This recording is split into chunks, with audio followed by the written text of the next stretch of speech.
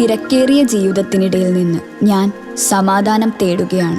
അതെ, a moment to nourish my soul. ആരോഗ്യത്തിനൊപ്പം സൗന്ദര്യവും.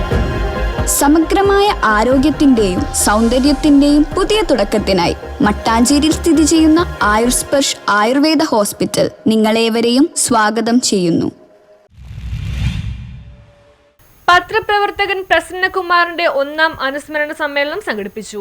കേരള പത്രപ്രവർത്തക യൂണിയൻ മുൻ സംസ്ഥാന പ്രസിഡന്റും വീക്ഷണം ചീഫ് ഡെപ്യൂട്ടി എഡിറ്ററുമായിരുന്ന PN പ്രസന്നകുമാറിന്റെ 1ാം ചരമവാർഷികാനുസ്മരണം സംഘടിപ്പിച്ചു. Kerala GramSwaraj foundation Kochi press club ഹാളിൽ സംഘടിപ്പിച്ച ചടങ്ങ് എഴുത്തുകാരൻ MV ബെന്നി ഉദ്ഘാടനം ചെയ്തു. PN പ്രസന്നകുമാറിന്റെ 2ാമത്തെ അനുസ്മരണ സമ്മേളനം കഴിഞ്ഞ വർഷവും നമ്മളിൽ പലരും ഉണ്ടായിരുന്നു. എല്ലാവർക്കും PN പ്രസന്നകുമാറുമായി ബന്ധപ്പെട്ടുള്ള ഒരുപാട് ഓർമ്മകളുണ്ട്. ആ ഓർമ്മകളൊക്കെ ഓരോരുത്തരായി പങ്കുവെക്കുകയും ചെയ്തു.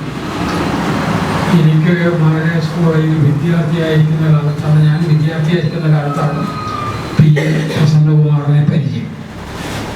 അതിലുള്ള ആ കാലം എന്ന് പറയുന്നത് നാട്ടിൽ ടെലിവിഷനില്ല, ഇന്നത്തെ പോലുള്ള വിവരങ്ങൾ അറിയാനുള്ള സോഷ്യൽ മീഡിയയില്ല. ആകപ്പാട് നഗരത്തിൽ നമുക്ക് വിവരങ്ങൾ ലഭിക്കാൻ സാധ്യതയുള്ള ഒരേ ഒരു ചടങ്ങിൽ ഗ്രാമസ്വരാജ് ഫൗണ്ടേഷൻ ജില്ലാ കൺവീനർ അഭിലാഷ് തോപ്പിൽ അധ്യക്ഷത വഹിച്ചു. സംഘടനാ പ്രവർത്തന രംഗത്ത് വാർത്തകൾ കൊടുക്കുവാൻ വേണ്ടി തമ്പിയുടെ ഒപ്പം ഞാൻ പോവാറുണ്ട്. വാർത്തകൾ എഴുതി കൊടുക്കുന്നതാണ്. അപ്പൊ ഞാൻ അവിടെ ചെന്നപ്പോൾ തമ്പി പറഞ്ഞു, എനിക്ക് വീക്ഷണത്തിന്റെ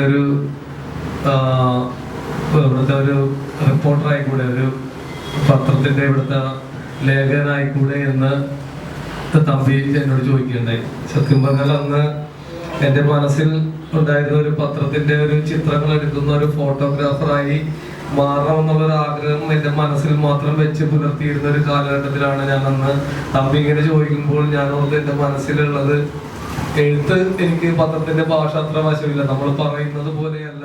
കേരള ഗ്രാമസ്വരാജ് ഫൗണ്ടേഷൻ ഏർപ്പെടുത്തിയ പ്രഥമ PN പ്രസന്നകുമാർ പുരസ്കാരം ജീവകാരുണ്യ പ്രവർത്തകൻ സലീം ഷുക്കൂറിന് കൊച്ചി നഗരസഭ ഡെപ്യൂട്ടി മേയർ ദീപക് ജോയ് സമ്മാനിച്ചു. Kochi press club president KB സലാം, അഡ്വക്കേറ്റ് തോമസ് മൈക്കിൾ, MN ഗിരി, തമ്പി സുബ്രഹ്മണ്യം എന്നിവർ പ്രസംഗിച്ചു. ഒരു ലീഡർഷിപ്പിന്റെ അകത്തൊരു ബഹുമാനം നമ്മുടെ കോൺഗ്രസിന്റെ സീനിയർ നേതാക്കന്മാരെല്ലാവരും നൽകിക്കൊണ്ട് മുമ്പോട്ട് പോയ പ്രസന്നൻ ചേട്ടന്റെ വിയോഗം ഒരിക്കലും നമുക്ക് മറക്കാൻ കഴിയുകയില്ല.